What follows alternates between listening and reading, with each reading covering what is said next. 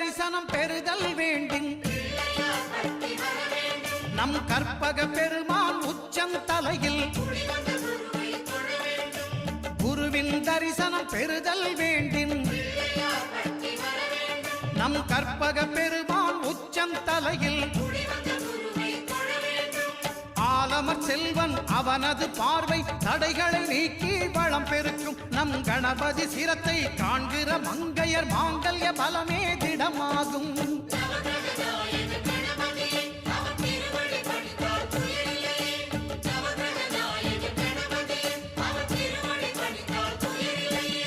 ஒன்பது கோளும் ஒன்றாய் காண